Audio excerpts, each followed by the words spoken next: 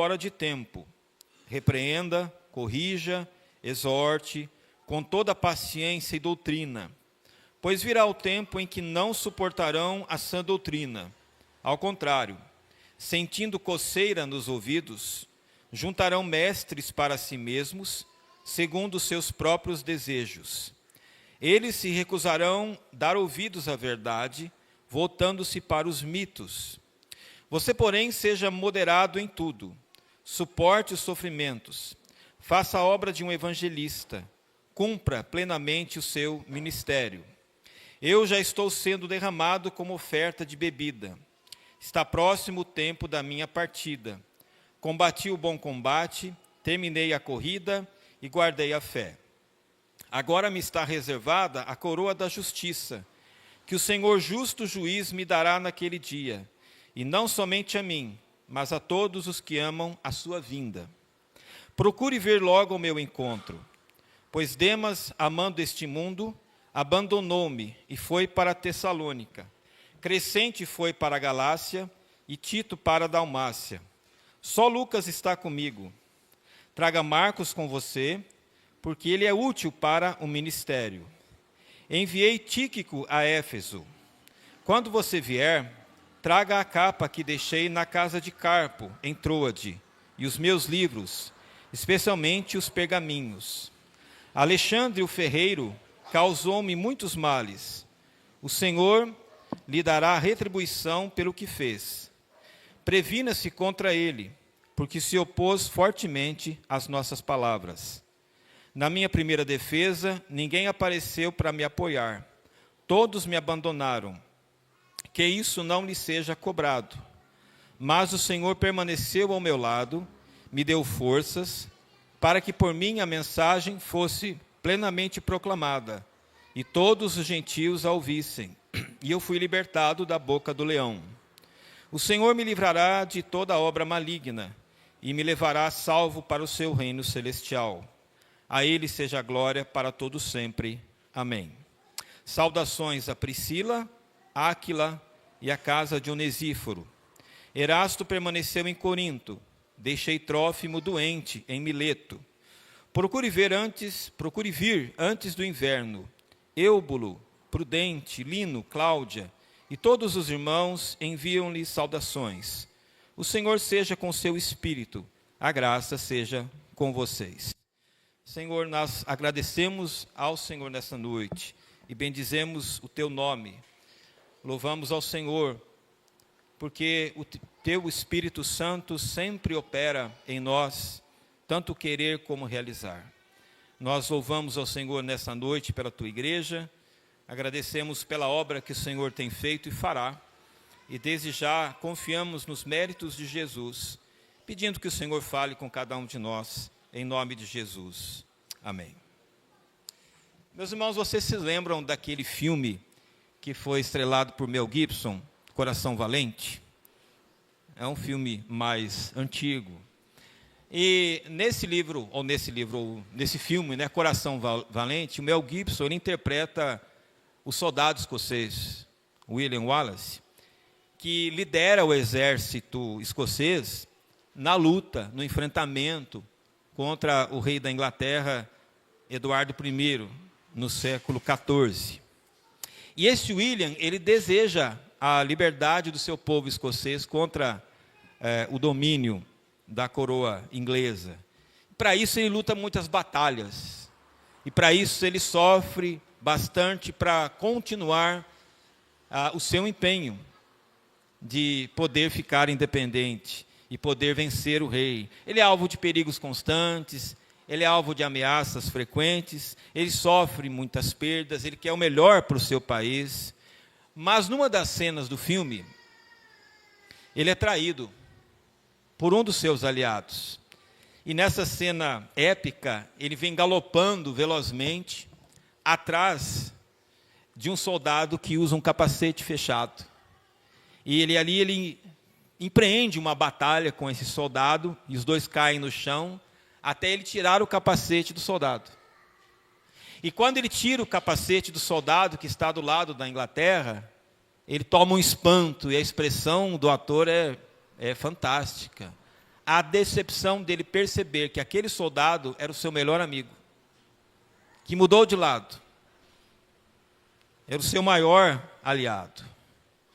E essa cena em que o ator toma esse susto e fica em estado de choque por perceber que o seu maior aliado e o seu maior amigo o traiu, lembra um pouco uma passagem dos Salmos de Davi, no Salmo 41, quando Davi diz assim: até o meu melhor amigo, em quem eu confiava, que partilhava do meu pão, voltou-se contra mim. Isso levanta uma pergunta para nós. Como é que você continua depois de uma traição? Como é que você prossegue depois de um abandono?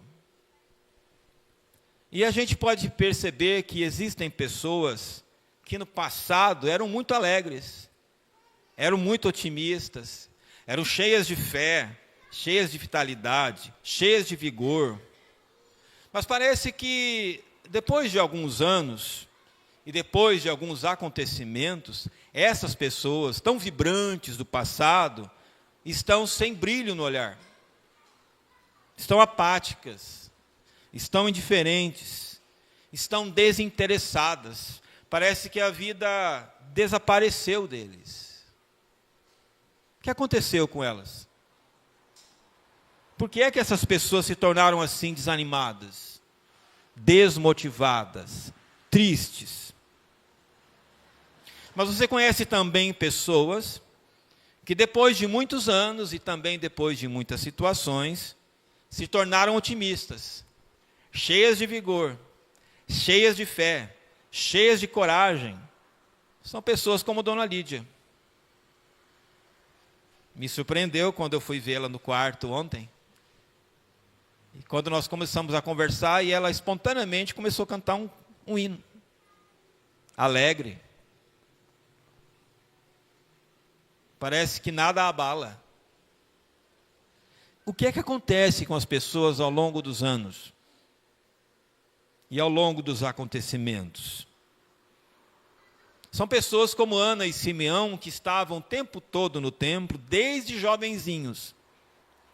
E quando Jesus é trazido para ser apresentado, eles estão alegres pela chegada de Cristo.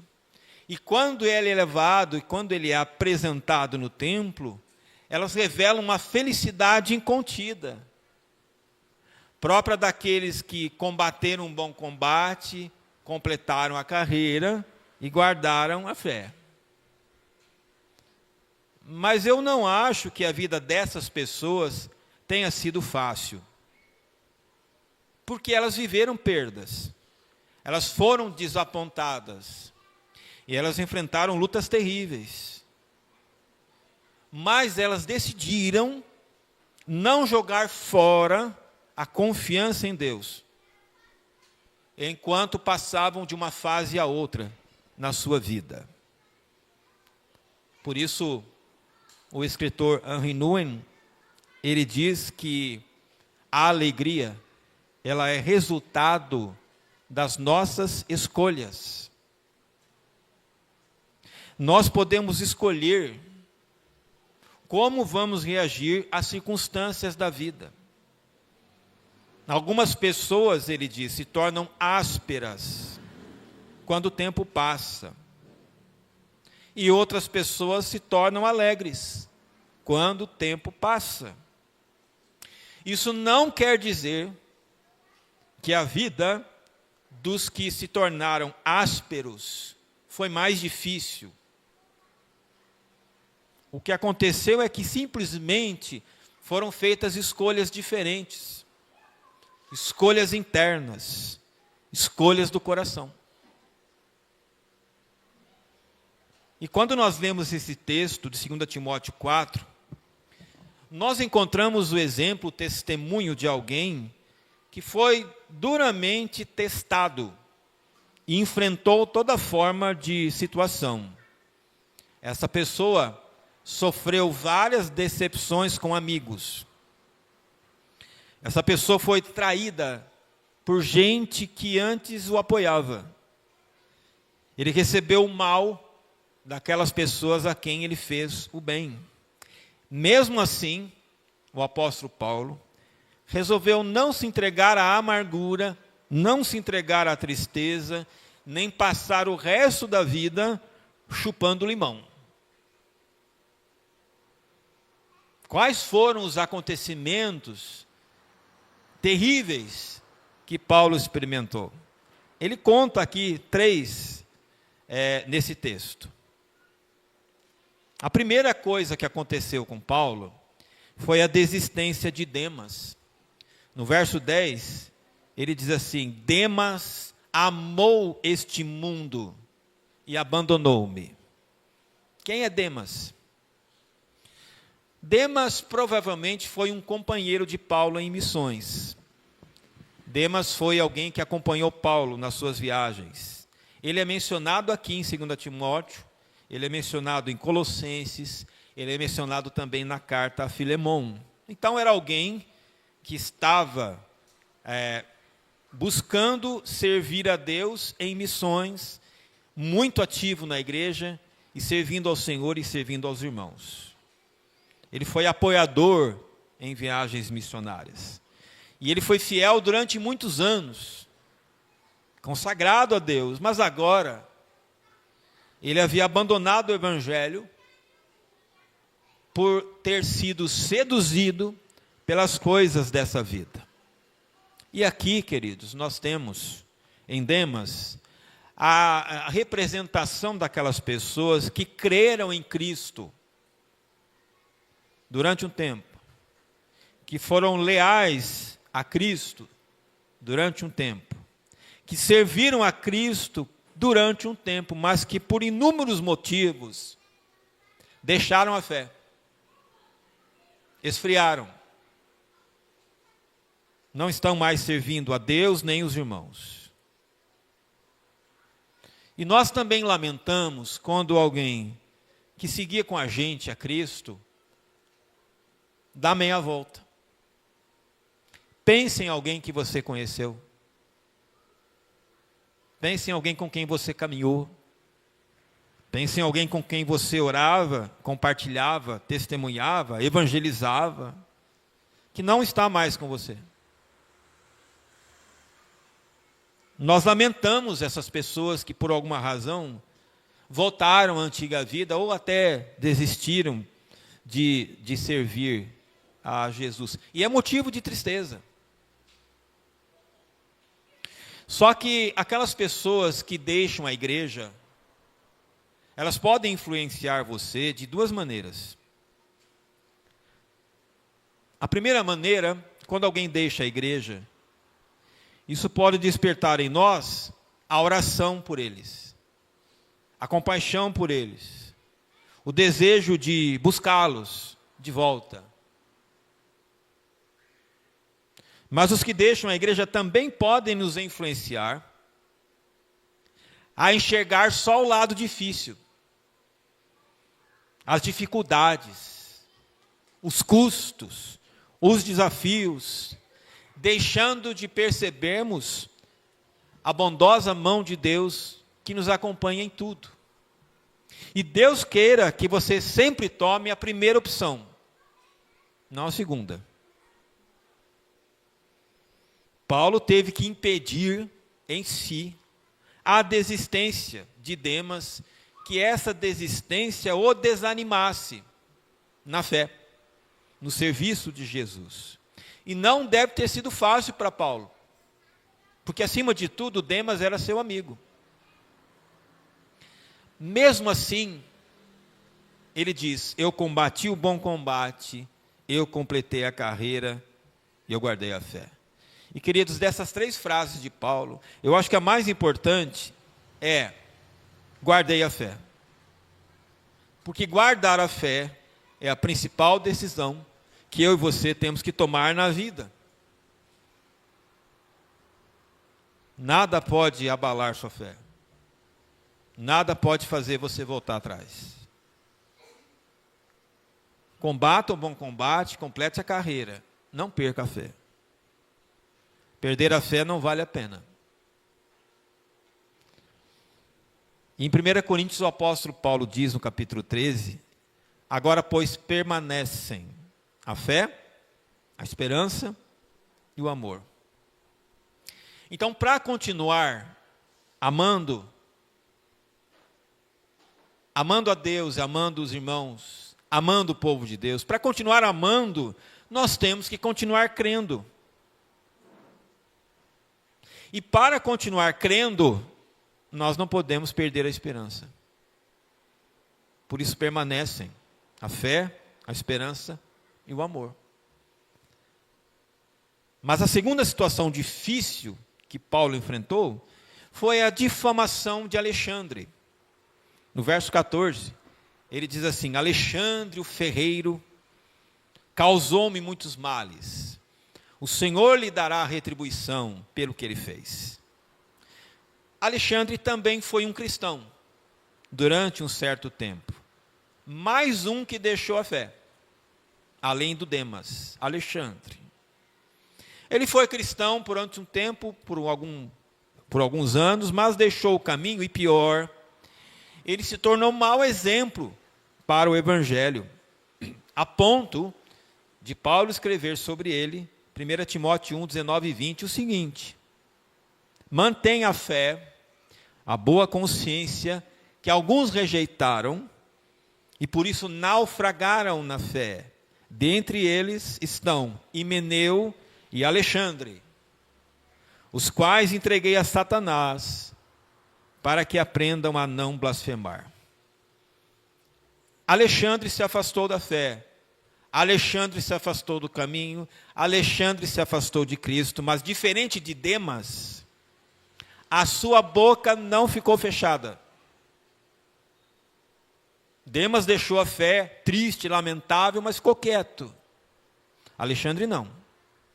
A Bíblia diz que Alexandre usava seu tempo para falar mal de Cristo, para falar mal do Evangelho, para falar mal da igreja, para falar mal de Paulo.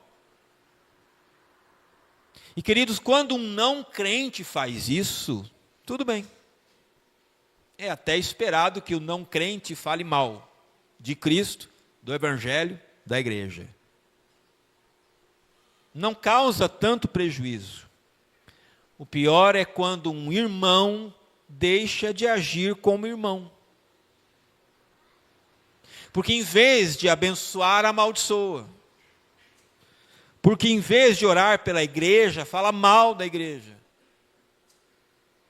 Porque em vez de unir, separa. Em vez de colaborar para que as pessoas creiam, colabora para que não creiam. Em vez de ser usado por Deus, se deixa ser usado pelo diabo. E um cristão amargurado causa mais prejuízo para o Evangelho do que um ateu. Muito maior. Porque o desigrejado sabe a verdade, mas a rejeita. Conhece a Cristo, mas o calunia ao falar mal do povo de Deus.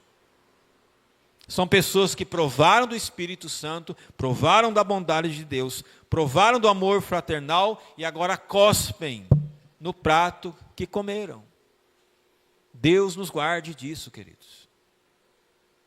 Lutar contra o Cristo que um dia cremos, que um dia defendemos, que um dia proclamamos, que um dia amamos. A terceira dificuldade que Paulo enfrentou foi a falta de apoio. No verso 16 ele diz: na minha primeira defesa, ninguém apareceu para me apoiar, todos me abandonaram. Vamos lembrar um pouquinho aqui. O apóstolo Paulo dedicou pelo menos 30 anos da sua vida ao Evangelho, à divulgação do Evangelho no mundo. Ele viajou pelas principais cidades da Ásia Menor, ele viajou parte da Europa, ele pregou, ensinou o Evangelho com paciência, com perseverança, com dedicação. A maior parte da literatura do Novo Testamento é dele. Ele não fugiu do seu sofrimento do Evangelho, próprio do Evangelho, não fugiu do frio, da fome, dos açoites, das prisões, enfrentou naufrágios. Mas nada disso aí foi usado por Paulo para desistir. Nenhuma dessas coisas Paulo disse que justificaria deixar de amar e seguir e servir Jesus. Mas ele diz que no momento que mais precisou, ele foi abandonado, ele foi surpreendido pela solidão. Encarou o tribunal romano sozinho. Mas não desistiu. Por quê? Porque Paulo certamente se lembrou de Jesus, que no jardim de Getsêmani levou os discípulos para orar e eles dormiram. E ele ficou orando sozinho, na hora mais difícil, enquanto eles não conseguiram segurar o sono e dormiram. Na cruz, ele estava sozinho, enquanto a multidão zombava dele. Então, irmãos, deixa eu dizer uma coisa. A fé em Jesus, ao mesmo tempo, ela é uma experiência que envolve solidão e comunhão. Ao mesmo tempo. É ótimo poder contar com os irmãos. É ótimo poder conviver com os irmãos. É ótimo ter comunhão com os irmãos. Alegrar-se com eles. Comer com eles. Viajar junto com os irmãos. Servir junto os irmãos e com os irmãos. Isso aí alimenta a fé. Fortalece a fé. A comunhão é um meio de crescimento espiritual. Quando eu não participo da comunhão, a minha fé definha. Ela fica fraca. Comunhão é fundamental. Convivência com o irmão é fundamental para você crescer na fé. Lá no livro de Atos, diz que os cristãos perseveravam na comunhão. Era a comunhão que os fazia perseverar. Mas a vida da fé, queridos, também ela é solitária. Porque, ainda que os irmãos sejam fundamentais e são, essenciais e são, eles não vão viver a vida no seu lugar. Eles não tomarão decisões no seu lugar. E nessas horas, seremos nós e o Senhor.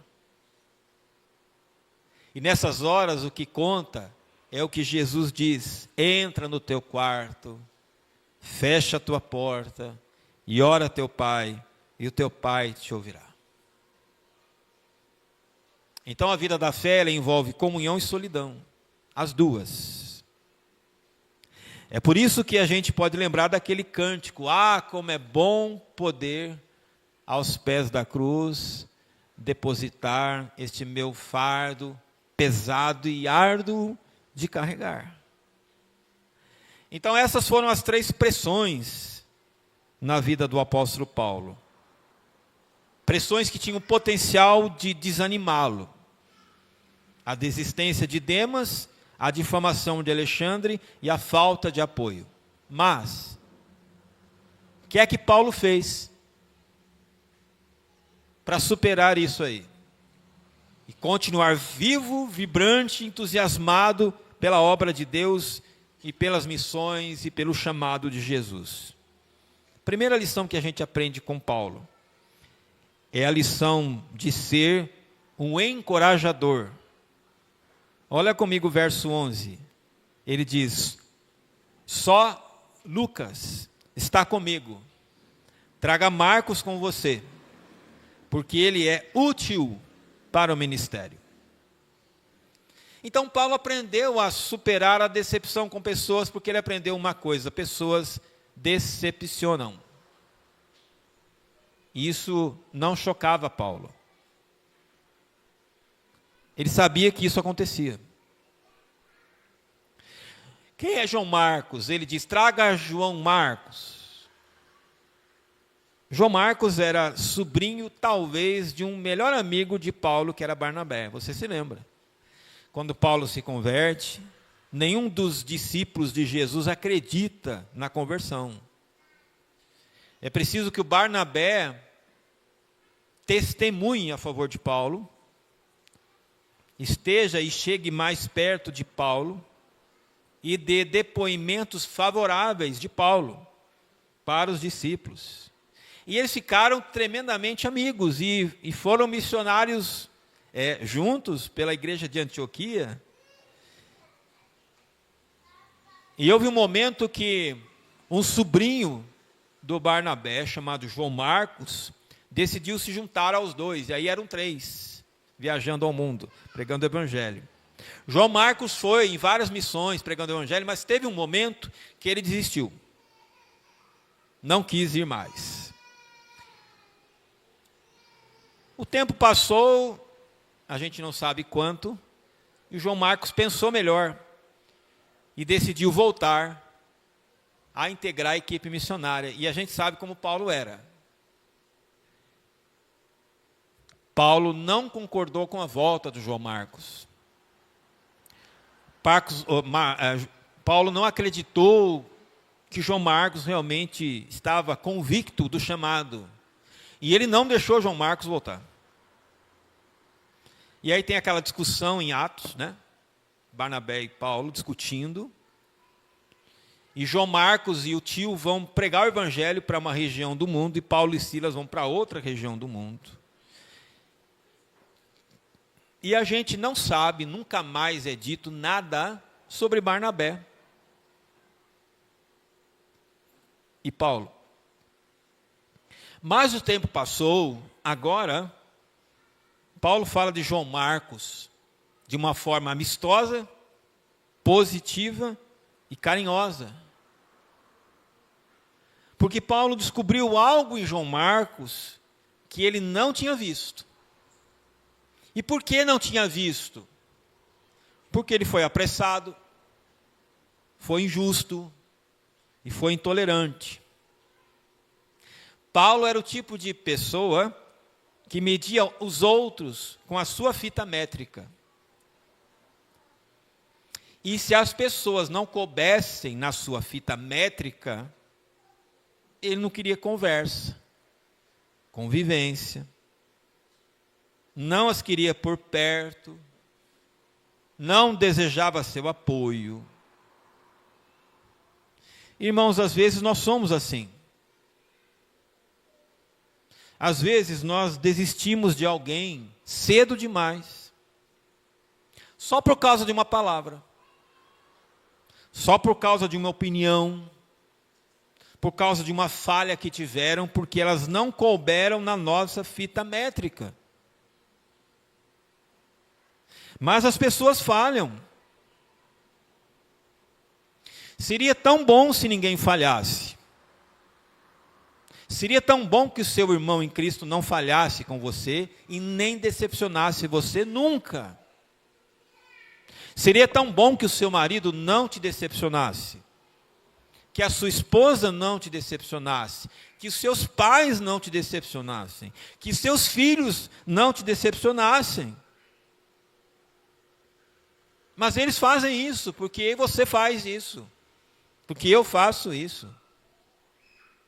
E nós os ferimos, e eles nos ferem. Mas o que é que nós vamos fazer? Nós vamos nos fechar no cárcere da amargura? Ou vamos andar a segunda milha? Qual é a decisão que você toma quando as pessoas não cabem na tua fita métrica?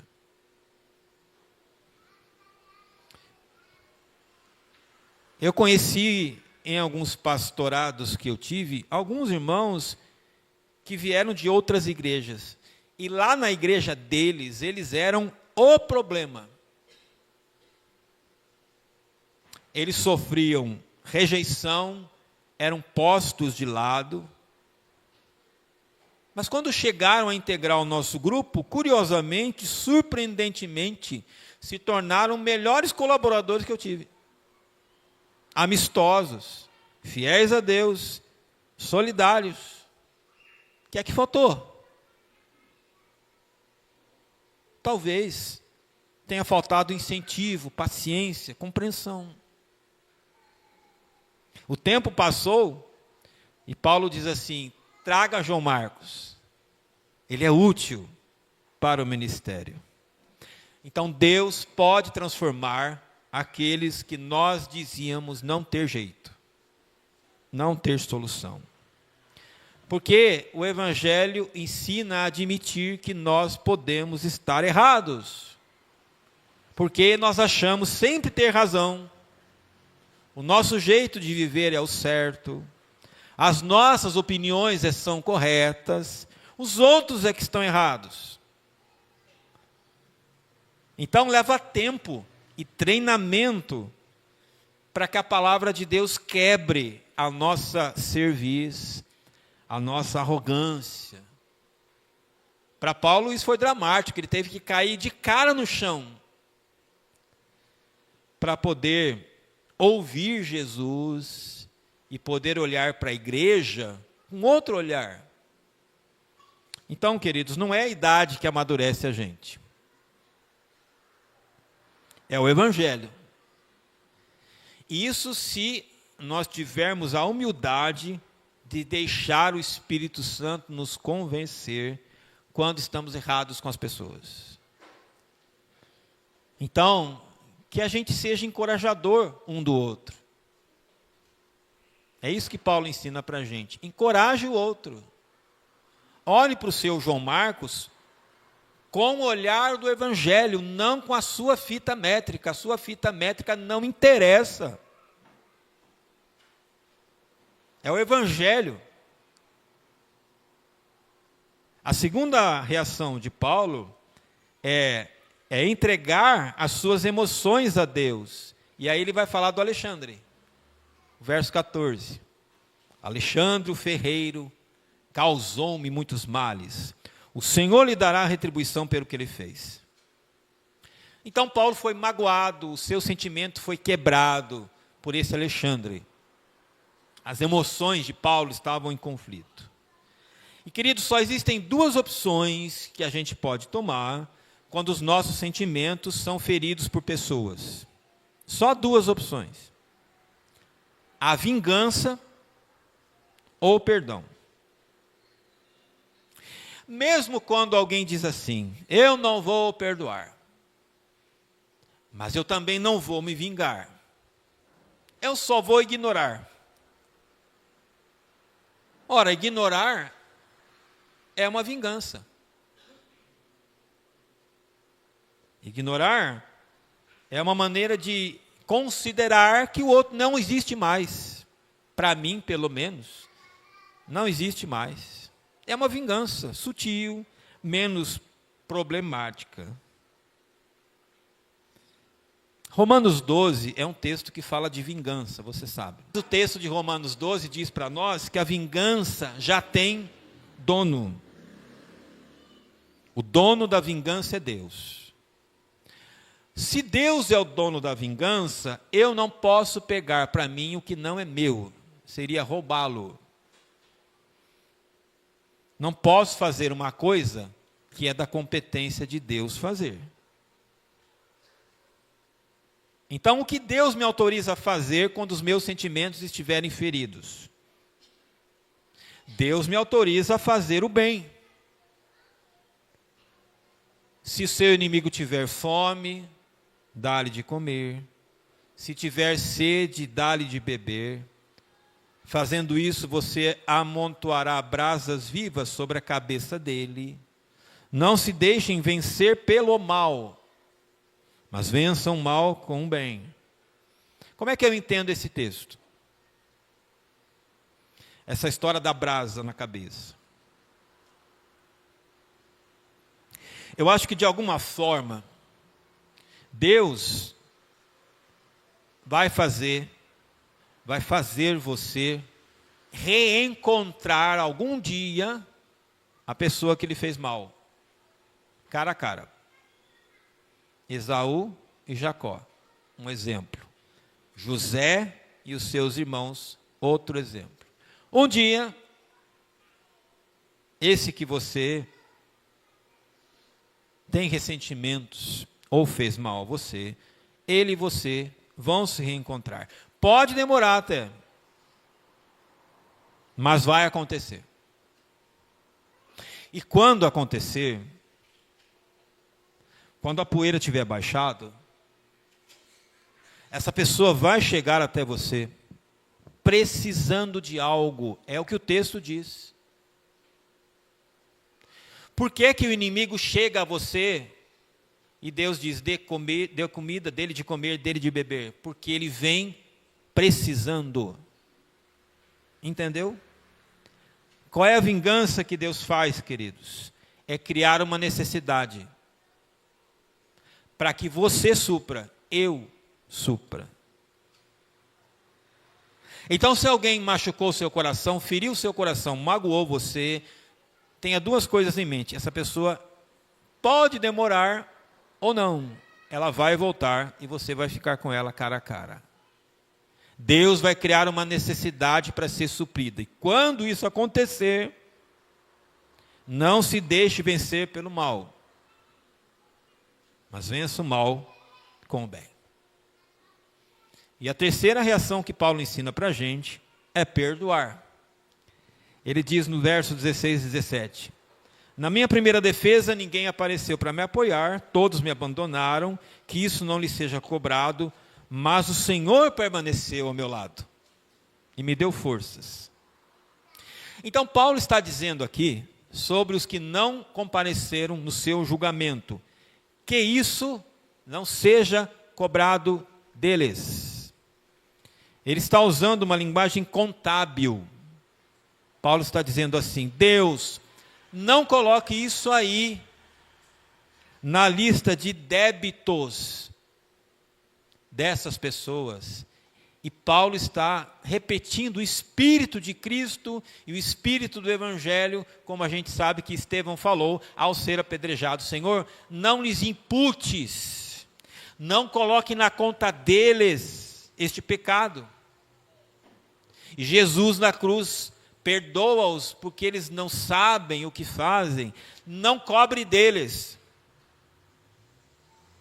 Esse é o espírito do Evangelho, dificílimo, mas é. Ele está pedindo que Deus não coloque isso na conta dos que não o apoiaram, porque ele decide assumir o prejuízo. A ideia da palavra perdão é por dádiva. Então quem perdoa não está dizendo que o outro não fez mal. Está apenas dizendo, eu não vou cobrar essa dívida. Não vou cobrar. Eu assumo o prejuízo. Agora, por que perdoar é a melhor opção? Por dois motivos. Primeiro, toda pessoa que falhou com você, ela tem algum saldo positivo no seu coração. Eu sei que quando alguém magoa você, a sua tendência é olhar apenas a negatividade do ato e zerar a conta, inclusive positiva, dessa pessoa. Pense bem. Quais são as coisas boas que essa pessoa fez no passado? Como é que você se beneficiou dela, dele? E queridos, se a gente for honesto, a gente vai ter que admitir. Aqueles que nos prejudicaram, em algum momento, também nos apoiaram, também nos abençoaram, também estiveram do nosso lado. Então, o perdão é o reconhecimento de que as pessoas não são seus erros, de que as pessoas que magoaram você têm saldo positivo no seu coração. Por isso que dói. Dói porque você se lembra como era bom. Você se lembra como havia apoio, como havia convivência boa. Por isso que dói. O segundo motivo para perdoar é que o custo emocional de não perdoar é muito alto. Você sabe, uma pessoa que não perdoa, ela fica remoendo aquilo que aconteceu. Ela não tira o nome de quem a ofendeu da sua boca. Ela fica o tempo todo falando de quem lhe fez mal. Quando a gente não perdoa, é como você carregar, é como você amarrar um saco de cimento nas suas costas. E carregar isso o tempo todo, dorme e acorda falando isso. E aí você vai desenvolver depressão, doença física, dependência de antidepressivo. O pior prejudicado com a falta do perdão é quem não perdoa. É esse saco de cimento que você carrega o tempo todo. Então, para não adoecer, é preciso perdoar. E Paulo faz isso no fim da carta, falando algumas coisas para aqueles que não estiveram com ele no julgamento. O que ele diz? Saudações a Priscila, a Áquila, a casa de Onesíforo, Erasto permaneceu em Corinto. Eu deixei Trófimo doente em Mileto. Procure vir antes do inverno. Êubulo, Prudente, Lino, Cláudia, todos os irmãos enviam saudações. O Senhor seja com seu espírito e a graça seja com vocês. É isso que o perdão faz. Então, queridos, nessa noite, eu queria que a gente pensasse em 3 coisas. Existe algum João Marcos na sua vida? Que um dia não coube na sua fita métrica, ou não cabe, mas que você precisa encorajar? Voltar a conversar? Todos temos algum João Marcos que precisa mais do nosso encorajamento do que qualquer outra coisa. Existe alguma emoção ruim? Existe um Alexandre na sua vida? Causando emoção ruim? E você não entregou isso para Deus ainda? E continua carregando esse saco de cimento? Existe alguém que tem que sair da sua lista negra hoje à noite? Vamos fechar os nossos olhos.